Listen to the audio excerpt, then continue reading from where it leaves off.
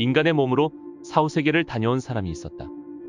대학 졸업과 동시에 과학자의 길을 택한 스베덴보리는 당시 만유인력의 법칙을 발견한 아이작 뉴턴과 같은 최고 과학자들 반열에 올랐다. 때는 1745년. 스베덴보리가 57세 되던 해, 우연히 천사를 만나는 심령적 체험을 겪은 후 세상을 하직하는 84세까지 그는 27년간 사후세계를 마음대로 왕래했다. 스베덴보리는 영계 탐방 후 지상으로 돌아오면 보고 느낀 것을 기록하는 데 몰두했고 수만 페이지 분량의 영계저수를 남겼다.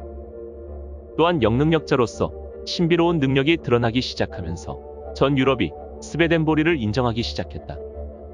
오늘은 사후세계의 비밀을 전하는 천재 과학자의 책 스베덴보리의 위대한 선물에 대해 이야기해보겠다.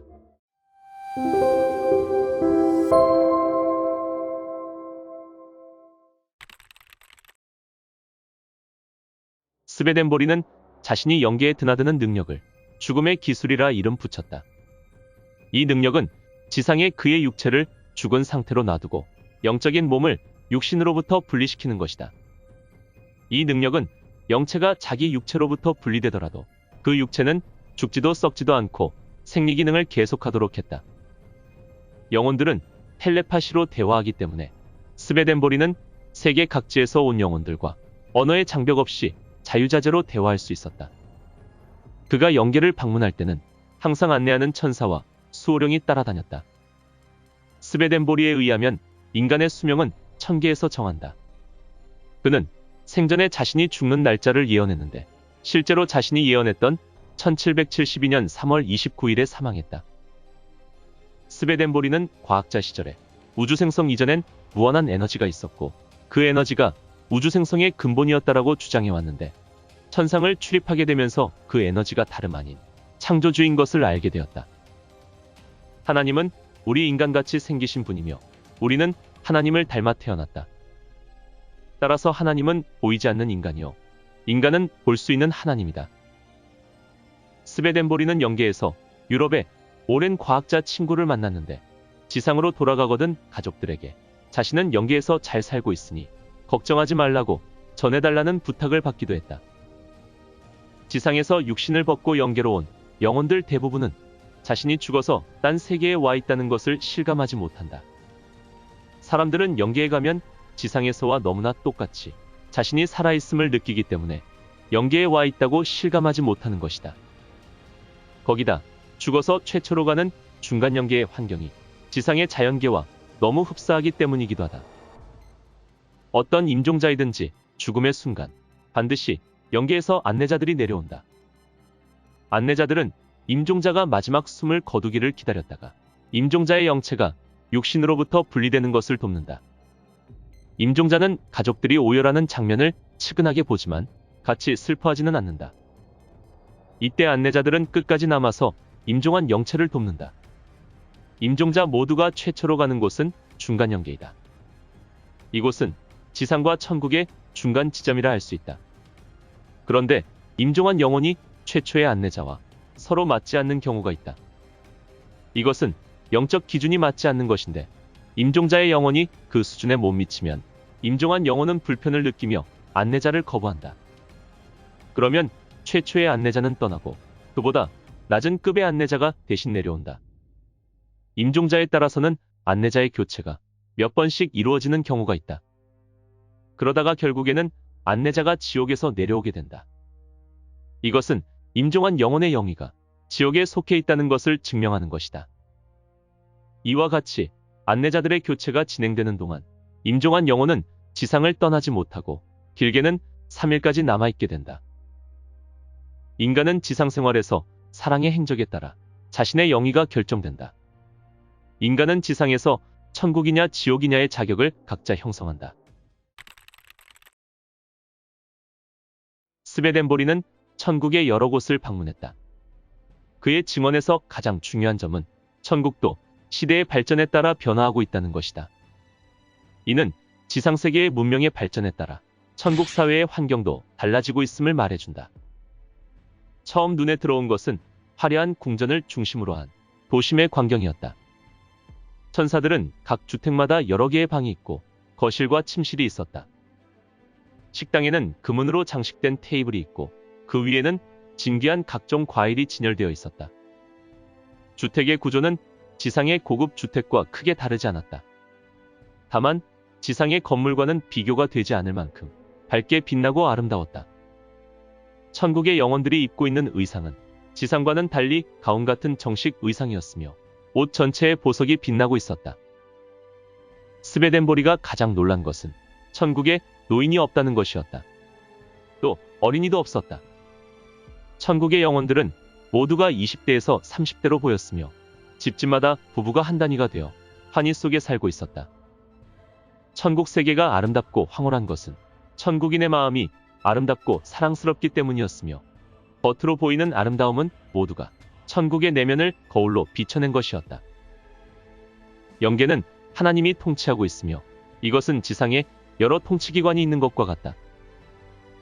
신참 영혼들은 중간 영계에 와서 영계 생활에 적응하며 자기의 진면목을 드러내고 거기서 최종 거주지인 천국 아니면 지옥으로 떠나게 된다. 지옥으로의 비상은 천계로의 비상과 비교가 되지 않았다. 사막이 펼쳐져 있는가 하면 어떤 곳에는 끝없는 빙산이 있었는데 그 살벌하고 삭막한 분위기가 이미 지옥의 느낌을 말해주고 있었다. 지옥의 영혼은 하나하나가 너무도 기괴한 모습이었다. 이곳의 즐거움은 남을 해치고 자신의 지배 아래 들어오지 않는 자를 고문하는 것이다. 지옥의 고통은 하나님께서 내리시는 형벌이 아니라 서로가 서로를 치고받으며 고통을 준다.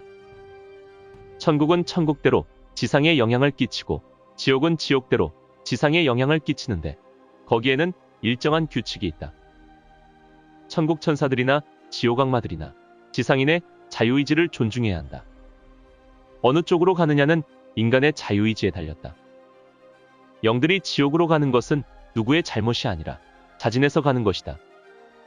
천국이나 지옥에 들어갈 때는 지상에서의 모습이 거의 사라진다.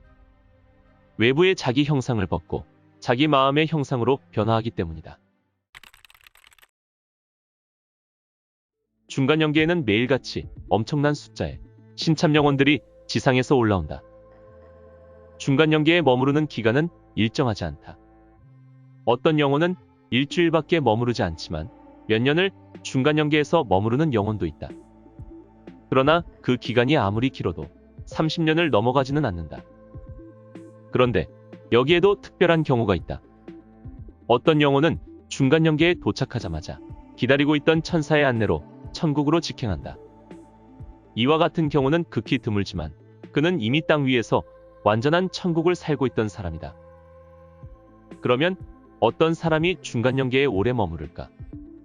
이들은 땅 위에서 겉과 속이 다른 위선적 삶을 산 사람들이다. 그들은 아주 선한 영혼인 척하고 내부를 드러내지 않지만 결국 천국에서 내려온 검사천사들에 의해 내부가 드러난다. 영계에서는 땅 위의 사실이 하나라도 드러나지 않는 것이 없다.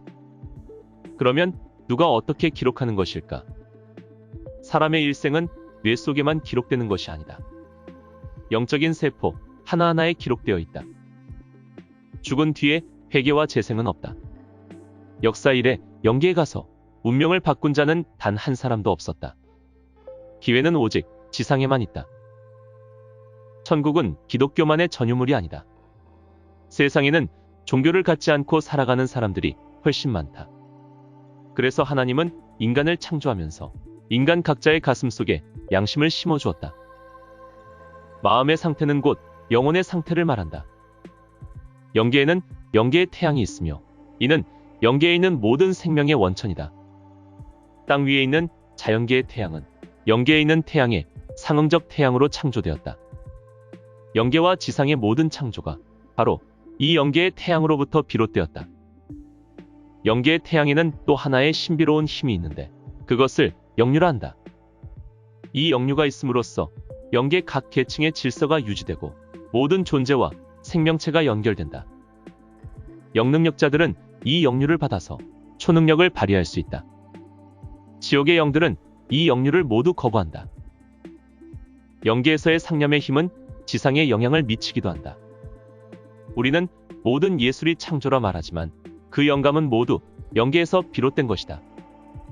지상의 모든 문학과 예술은 먼저 영계에 있었던 것이며 그것이 영류의 영감을 통해 지상에서 재창조된 것이다. 지상의 것은 영계의 복사본이라 할 수 있다. 1000개의 도서관에는 지상의 모든 도서와 예술작품이 없는 것이 없다.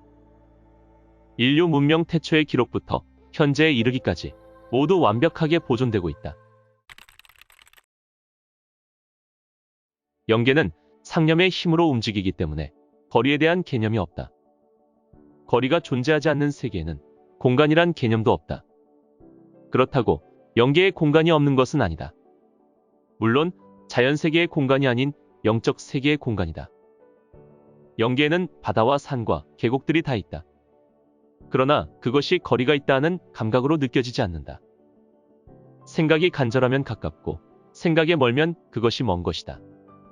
그러나 그 세계는 실체이다. 그 생생함에 비하면 지상의 모든 존재는 조잡하고 등잔불 밑에 존재하는 것과 같다. 자연계는 모든 것이 물질로 구성되어 있어서 시간과 더불어 늙고 수명이 있다. 이에 반하여 영계는 시간의 영향을 받지 않는다. 영계에는 시간 대신에 상태의 변화가 있다. 아침을 느끼는 아침의 상태, 저녁을 느끼는 저녁의 상태가 있을 뿐이다. 천계에서는 건축도 생각으로 이루어진다. 공동체 안에는 전문 건축사들이 있어서 자기가 생각하는 건축물을 실현하는 데 도움을 준다. 영계에서 표현되는 의식주와 환경은 모두 그곳 영인들의 마음의 표현이다. 스베덴보리는 천국에서 뉴턴을 만났다.